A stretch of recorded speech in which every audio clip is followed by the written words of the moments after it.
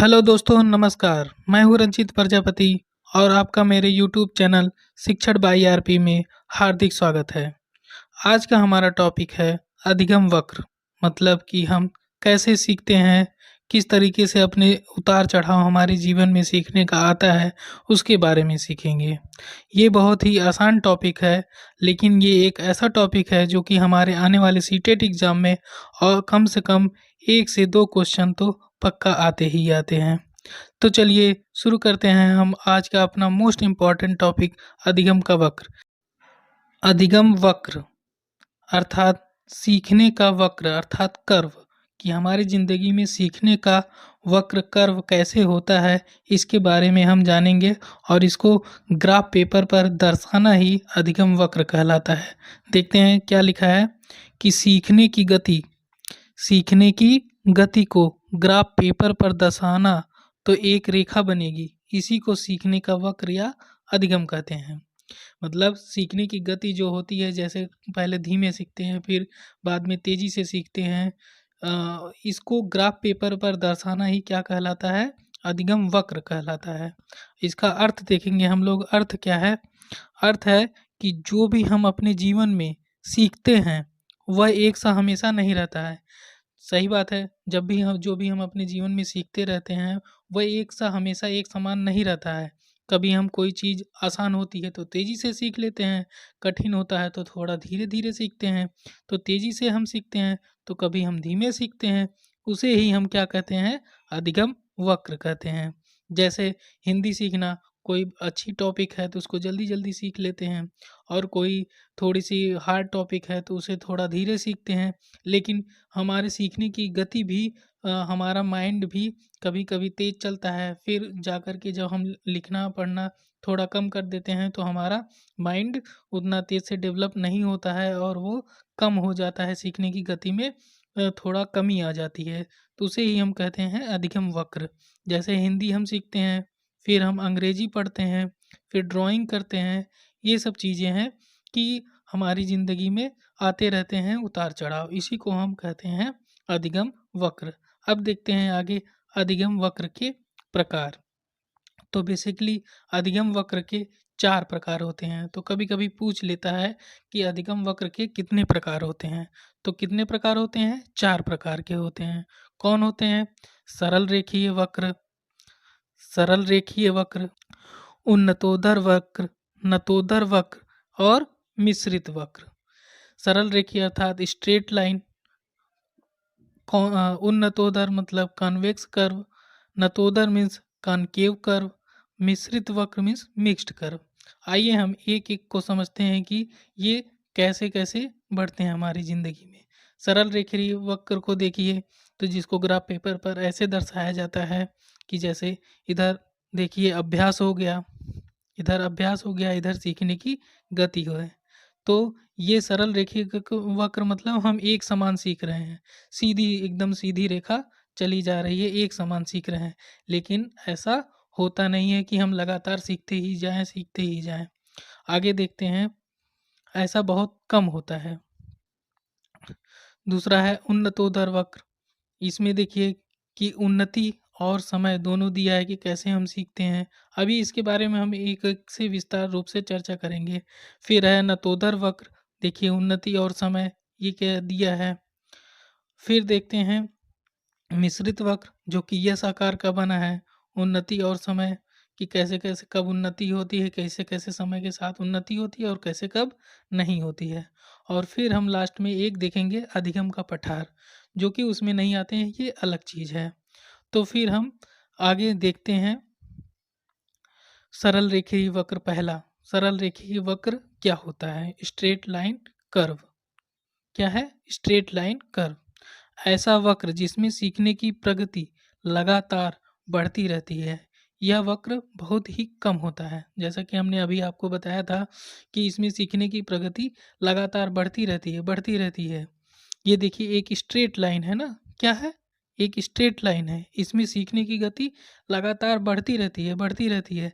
लेकिन ऐसा बहुत ही कम होता है कि कोई बच्चा कि लगातार सीखते ही रहे, सीखते ही रहे और उसमें कोई भी कमी ना आए।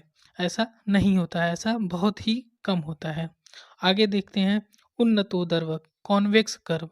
इसमें क्या है देखिए कि इसमें इस वक्र में सीखने की क्रिया शुरू में तेजी होती है। देखिए सीखने की गति ये ऊपर बढ़ा है, फिर उसके बाद धीरे धीरे नीचे आया है। शुरू में तेजी होती है और अभ्यास के साथ, ये देखिए अभ्यास के साथ जैसे जैसे अभ्यास हम करेंगे वैसे वैसे बढ़ने की गति क्या होती है, धीमी पड़ जाती है। मतलब ये देखिए कर्व नीचे जा रहा है, तो इसका मतलब अभ्यास के साथ साथ लेकिन वो धीरे धीरे पड़ जा रहा है। अधिकतर अधिगम ऐसे ही होता है। ये क्या लिखा है, अधिकतर अधिगम इसी प्रकार का होता है। ठीक है, तो इसमें सीखने की गति क्या होती है, पहले शुरू में तेज होती है और उसके बाद अभ्यास के साथ साथ धीरे धीरे कम होती है। तो इसे क्या कहेंगे, उन्नतोदर वक्र। अर्थात पहले उन्नति, नाम से थोड़ा स्पष्ट कर लीजिए, उन्नतोदर वक्र क्या अर्थात सबसे पहले क्या होती है, उन्नति होती है। मतलब पहले तेजी आती है, फिर उसके बाद धीमा हो जाता है। आगे हम लोग देखते हैं नतोदर वक्र। नतोदर वक्र, इस वक्र में कॉनकेव कर्व, इस वक्र में पहले गति क्या होती है, धीमी होती है। पहले गति धीमी होती है, सीखने की गति, किस चीज़ की गति, सीखने की गति पहले धीमी होती है और फिर बाद में सीखने की गति में तेजी आ जाती है। जैसे कोई बच्चा है तो पहले धीमी होता है, पहले उसका माइंड थोड़ा कम चलता है, धीमे धीमे सीखता है। कोई भी चीज़ कई बार समझाने पे समझ में उसको आता है, लेकिन फिर बाद में वो अभ्यास करते करते और तेज़ी से उसमें सीखने की गति आ जाती है।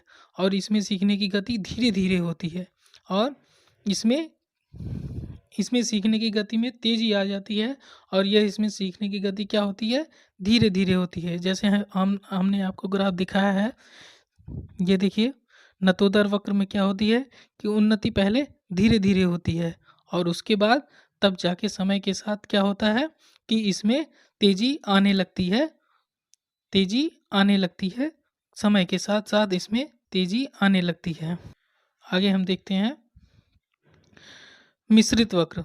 मिश्रित वक्र क्या होता है, जैसा कि नाम से ही स्पष्ट है कि मिक्स्ड कर्व, अर्थात कि इसमें उन्नतोदर और नतोदर दोनों का मिश्रण होता है।